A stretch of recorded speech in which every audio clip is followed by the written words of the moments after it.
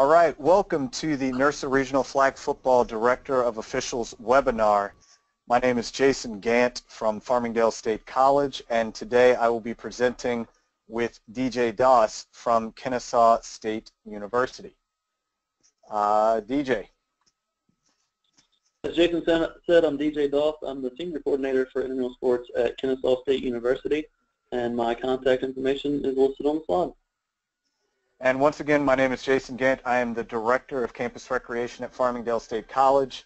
I am also the Officials Manual Editor for the NIRSA Flag Football Editorial Board, and you can see my contact information there as well. Some things to think about: we will discuss regional locations, expectations, and a lot of the general NIRSA information that you will need as the Director of Officials. Later on, we will get into some rules and mechanics information. Finally, some last-minute things as far as aids to help you develop the Officials Committee. So for this year, we are once again using 12 regional sites from the various regions across the nation, all of which will culminate in the national championships once again being hosted by the University of West Florida the last full weekend in January. Things for expectations for the Director of Officials. Before the tournament, you will need to contact the officials and the committee with tournament and travel information. And we will also be producing a regional officials webinar that will be posted on the NIRSA website, which we want you to have all of the officials and the committee view that prior to your event. As the Director of Officials, there are three areas that are critical. The first, we want you to be a leader. So as you're organizing things, put the officials committee, organize them well and put them in positions to succeed. With your committee, we need you to stress the importance of honesty and integrity, as we know that these events are, they're a big deal for not only our student athletes, but our student officials and our staff as well. As the director, we want you to value the committee input about the officials, but ultimately, in the end, it is your decision, in crunch time to step up as the leader and make the best decision for the tournament. Secondly, we'd like you to be consistent. It can be difficult at times to organize 12 different events and have everything kind of the same. So please don't guess. If you don't know something, bring your rule book and look it up. And as you're making decisions, make decisions based upon what the rule is in the rule book, even if you don't necessarily like or agree with how it's written.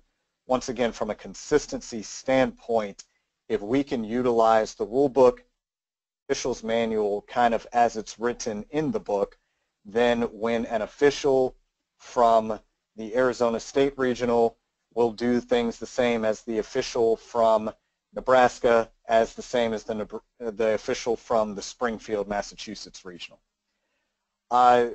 Most importantly, be a teacher.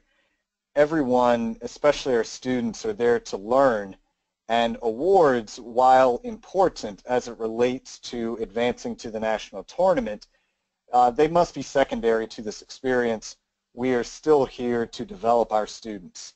So please adjust your teaching methods based upon the official's experience. Our students will have much experience at the regional level. Others, it may be their third week of working flag football in general. So be flexible and adjust it as needed. Same goes with your officials committee. The experience, you will have some members that have been around for forever and they kind of have a firm grasp of what they're doing, and then others will be kind of new and they may need additional encouragement. With the bid selection process, nothing's changed from previous years, so the number of officials bids that will go to nationals are determined by the number of teams. So as you can see, if there are 40 or more teams, then that regional gets 4, 20 to 39 will get 3, 19 or less will get 2, and all regionals will have 1 alternate bid. The number of teams does include all of the teams, so whether collegiate, Special Olympics, and open. With regards to the alternates, if notification is given before December 1st that an official who earned a bid cannot attend the national tournament, then the alternate will automatically be offered that spot. However, after December 1st, all alternate officials will be placed in the general at-large pool, and after December 1st, Dr. Bradley Petty, our national director, he will handle all at-large selections. For those students who are returning All-Americans or institutional registrations, they must work at least 1 regional as either an official or on the official subcommittee in order to guarantee their bid to the national tournament. And whatever number is left, that will go to at-larges. Every at-large applicant must have worked at minimum 1 tournament this year, either as an official or an officials subcommittee, and that deadline is December 1st. With information to return to NIRSA, the top official, will receive a travel stipend from your regional, so that needs to be noted. And the other officials receiving the bid, please return those names and schools to me directly in order, including the alternate official. So please keep in mind, the number of official bids that your tournament will receive based upon the number of teams. So for example, if your tournament awards 6 all-tournament officials, but they only had 30 teams, they're only going to get 3 official bids to nationals, plus we can have the alternate. So please only send in the 3 official bids plus the alternate. While I think it's great that we can award as many students as possible, things can get confusing when you send in more names than what your regional tournament is actually allocated. When it gets time for the national tournament applications, they will be located on the NIRSA website. We will also try to get that to you prior to your event beginning. Those can be returned directly to Dr. Petty. For 11 of the 12 regionals, the deadline will be December 1st, and then Southern Miss, because that is a little bit later, that deadline will be December 5th. Easiest way, as soon as the event concludes, just have the officials fill it out on site and get that information to Dr. Petty immediately, knowing that if an official needs to drop out at a later date, we can be prepared for it. Lastly, with tournament surveys, depending on the tournaments, some will have them on site, others will have them online. Just with tournament surveys in general, please get those back to NIRSA so that we can do a good job as far as getting the data and the satisfaction from our participants. In general, about tournament rules, they are not required to run strict NIRSA rules, and primarily the difference will be in timing. Depending upon the regional, some regionals run for 3 days, others only run for a day and a half, so timing is one area where you're going to have to work directly with the tournament director to figure out how you want, how the timing is going to be run, whether quarters, whether halves, things like that.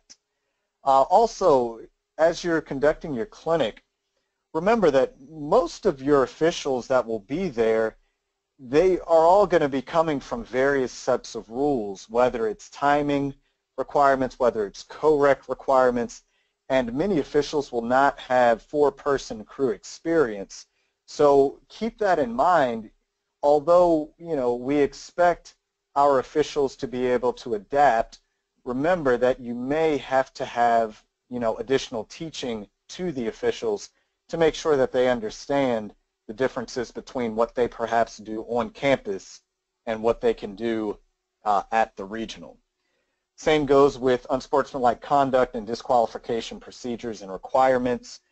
Those are things that you can contact and communicate directly with the tournament director to make sure that the officials and the competition committee is all on the same page. As we get to the extramural levels, one of the most critical things is about how to handle a protest. And this is something that many of us do not have to actually do when we are on our own campuses, but as we get a lot of different schools and players involved, we do have to kind of work that out. So determine beforehand who's going to handle the protests. Depending upon how many sites you run, you should have, at least one designated person per site that you have. And if there's only one site with let's say 8 or 12 fields, then you should probably have one person for every 4 fields to be able to handle the protest effectively. Protest rules. First, the team who wishes to protest must call a timeout and announce their intent to protest. Only rule interpretations can be protested. So a misapplication of a rule can be, but I didn't like that flag guard call cannot be protested. And it must occur prior to the next legal snap unless the period has ended, at which point they may still protest. So if you get to the end of the period and they want to protest at that point, that is going to be allowed. If the protest gets upheld, then the team gets their timeout back, and if it gets denied, then the timeout will stand. If the team has run out of timeouts, they are still allowed to protest, and if that protest is denied, they will be charged with a delay of game. Some nice procedures for you to handle protests. Separate the team captains from the calling officials, and always address both captains together. A lot of times we don't want the kind of back and forth banter with everyone involved. We want to be able to separate everyone and get their point of view.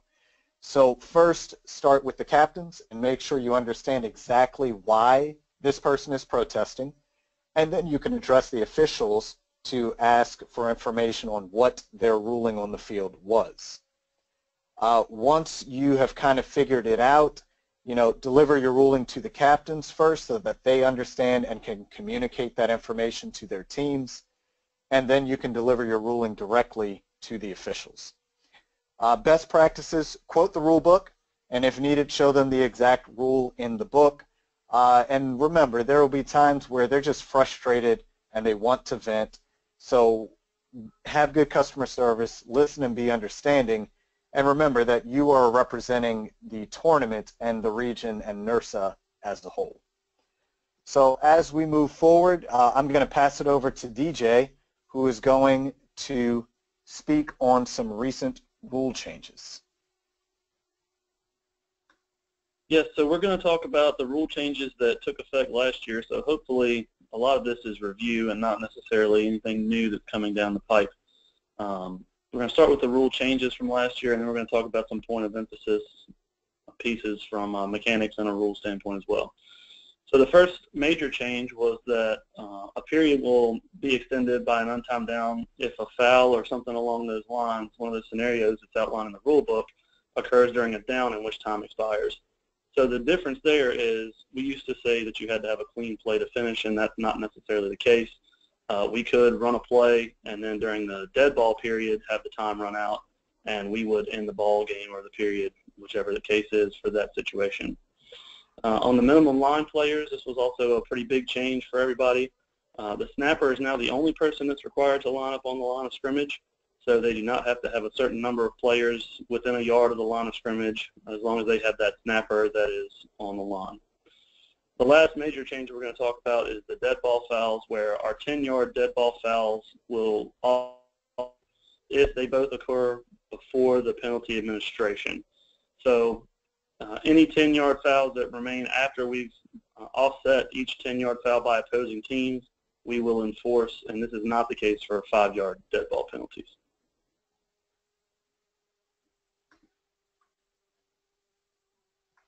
Some case plays about these rules, particularly the extension of periods and dead ball fouls.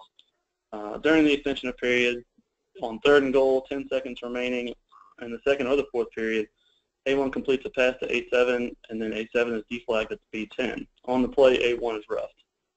In A, there are 5 seconds remaining in the period when the clock is stopped at the end of the play, or in B, time expires during the play.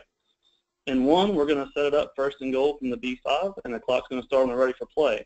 If A doesn't snap the ball prior to time expiring during that dead ball period, that period will end. In B, there will be an untimed down, 1st and goal from the B5. Something to keep in mind with this is the preventative officiating aspect of that, kind of coaching your officials to make sure that they are giving the team as much time as they need without delaying the game, not taking away a play from A necessarily. With the dead ball fouls, following a third down play, A is 1 yard short of the goal line following the play. A5 taunts B3. B3 pushes A5, and then A10 screams an obscenity at B3. A5 and A10 both receive unsportsmanlike conduct fouls that we need to report and record. B3 is going to get a dead ball personal foul. They're all 3 dead ball 10-yard penalties. So for A5 and B3, we're going to offset those. And then the last one that happened was by A10, and we'll enforce that penalty. The down will count, so we'll move to the next down. It'll be 4th and goal from the A11-yard line.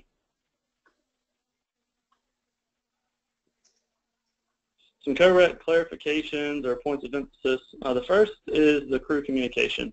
So all officials need to communicate open and closed status. We typically talk about how the back judge is the primary person that's responsible for that, particularly since the referee has eyes on the back judge, but everybody needs to be doing that to communicate with the players and the crew as well. If the crew erroneously indicates open or closed status for that down, the down has to be replayed. A team can't decline the error. We can't move on. We have to replay the down where it was incorrect. The line judge for correct will remain on the line of scrimmage until the ball crosses so that you can rule on a legal forward pass as well as illegal male advancement. Illegal forward pass occurs in correct when any male passer to male receiver completion occurs on a closed play on a down where the play is closed. It's also an illegal forward pass for any female passer to throw to a male receiver behind the line of scrimmage, and then any A male advances through the line of scrimmage, whether that's open or closed. And that does not have to be the same person that caught the ball. Remember, it's any A male. The last point of emphasis with correct is illegal male advancement. The male runner cannot advance through the line of scrimmage with the ball in his possession until it's been touched by any player across the line of scrimmage, or if a female is running the ball, breaks that glass wall that we like to talk about, and then pitches it back. That would be another scenario where a male could then run forward and correct. Some recent mechanics changes as well. In the officials manual, you'll see these.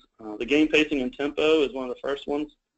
Something that we were having some issues with in the past was that a lot of times as the referee or even any other officials, we're talking to the players, answering questions, but we're not ready to play. We haven't set the ball and marked it ready for play. So a small change, but an important one, is that the R marks the ball ready for play, and then answers any questions for the team so that we're on their time essentially.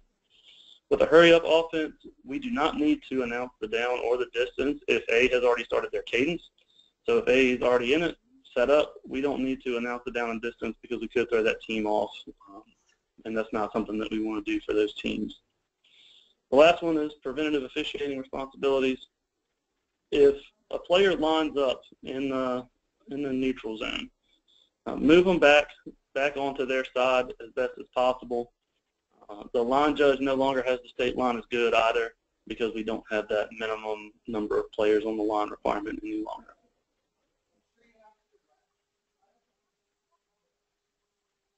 Some more points of emphasis for the mechanics. For the referee, we do not need to give preliminary signals for delay of game, false start, nor encroachment. If we have those situations, we're going to go ahead and mark it off, and then we can just announce it instead of giving a preliminary signal and then marking it off and signaling. For the line judge, our primary responsibility is to rule on forward or backward passes beyond the line of scrimmage. So even those that are closer to the field judge, During pregame, we should be talking about that and making sure that the line judge is the person who has the primary responsibility for whether a pass was forward or backwards when we're beyond the line of scrimmage.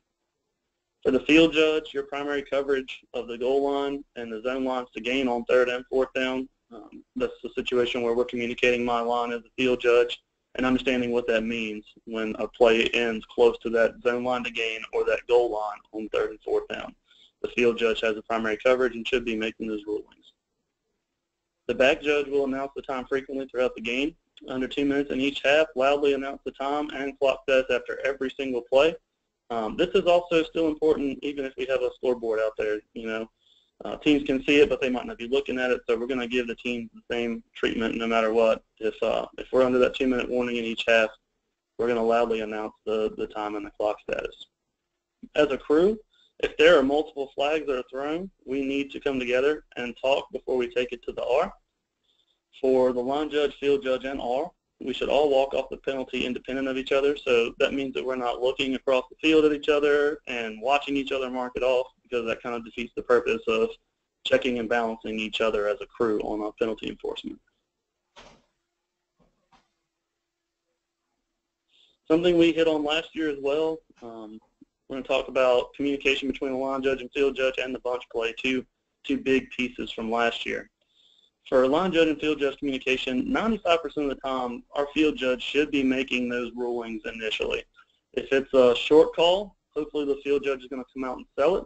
If it's a first down or a touchdown call or we're over, we're going to slow sell those so that we make sure we're looking across and communicating with each other.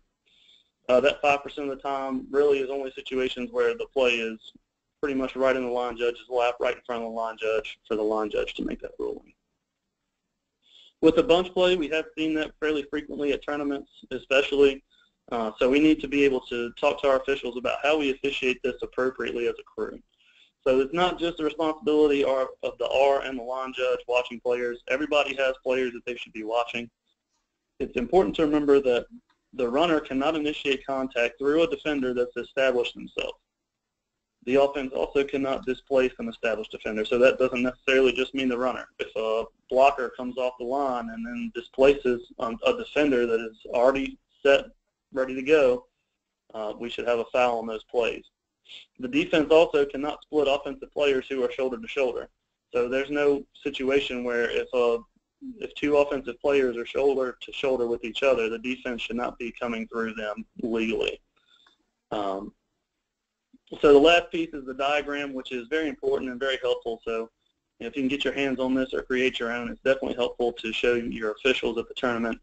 But the line judge, this is in particular, this diagram is for men's and women's games. It would change just slightly for co-rec, but for the line judge, you're going to have the two blockers on the line closest to you. Field judge, the two blockers on the line closest to you.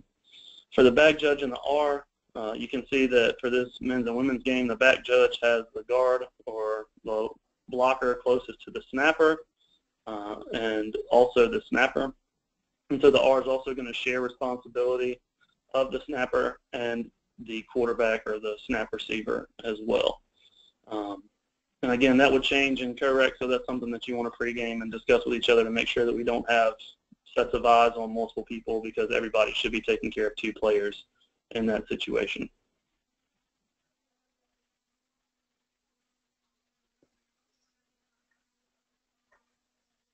Our last point of emphasis for crew mechanics is 2-minute mechanics. Again, something where we need to over-communicate with our crew, with our teams, so that everybody's on the same page. There should never be a situation where a team is asking how much time is left or what's the clock doing, is it running, is it stopped. We should be over-communicating that as an entire crew and not just the back judge and the referee. The referee should stop all play and announce a 2-minute warning when we get at or below 2 minutes during a dead ball period. The back judge should announce the clock every single play under the 2-minute warning like we hit on before. The entire crew should be communicating verbally and non-verbally the status of the clock, talking to each other as crewmates and also to the team so that they're on the same page as well. And discussing the non-verbally, there are certain times where we are going to give our mechanics and our signals, and then there are certain times where we're going to withhold those. So if we are an official that is on the crew but not making the call. So we're going to mirror these mechanics. If there's a first down, an out-of-bounds play, a penalty, the 2-minute warning itself, a change of possession, and a timeout, we're all going to come out and give that stop clock signal that's found in the back of your rule book. Times where we're not going to mirror mechanics to stop the clock, if it's a touchdown, a touchback, a safety, an incomplete pass, or after a try, we don't need to mirror those mechanics. That should be coming from the people that are making that call. We will wind the clock as the referee if the clock is supposed to start on the ready for play whistle, and then we blow the ready for play. So then we wind the clock so that our clock operator or our back judge knows. For line judge and field judge, we will wind the clock if the play ends inbounds just short of the first down near the sideline. So we need to make sure everybody's on the same page that the clock will be rolling in that situation. We will not wind the clock in situations where we're short of a first down in the middle of the field. We just need to verbally communicate that. For a first down that is gained, no matter where the play ends, whether it's near a sideline, in the middle of the field, we don't need to wind the clock and then stop it. We just need to stop the clock and then use our verbal communication to let them know when the clock is going to start. And as a back judge, we should never have a situation where we're winding the clock unless it's something that's extremely important. But otherwise, you have the game time, so there's really not a situation where, as a back judge, you're going to wind the clock for the game. Okay, thanks, DJ. We're going to close out with just some general kind of helpful hints, best practices as far as developing the officials committee. I know that many of you are, this is kind of your first time getting this done, so hopefully this will help you as far as your committee and your regional goes. It starts with a strong executive team. Depending on the size of your committee, you should probably have at least 1 or 2 assistant directors, to kind of help you with things like scheduling games, making important decisions late in the tournament, and more than anything, who's going to help you organize the officials clinic. So kind of knowing who your go-to people are, of people that you can trust. Maybe these are the people who can also handle protests as they come up as well. Use your resources. They've got the 10 Commandments for clinicians and observers, which is in the rule book on page 73. It's helpful hints, especially for those of us who have not had a ton of experience evaluating. It really kind of lets you focus in on what is very important. Try to use a grading rubric. There are many of those out there, and if you would like me to send you one, I would love to, that are able to help you teach committee members kind of what to look for when evaluating officials, and what's more important to official development and what are kind of the nitpicky things. With that comes the subcommittee, and vary their roles and responsibilities based on their experience. Remember, they are there to develop as well, so include them in the clinic, teach them kind of the best practices and help them develop as well. Don't simply think that because they are a subcommittee member, they are somehow lesser than a normal, professional staffer, because what you'll find out is that many of our graduate students and our outstanding undergrad students, they really do have a lot of talent and a lot of ability to teach. So kind of use their ability to the best for everyone.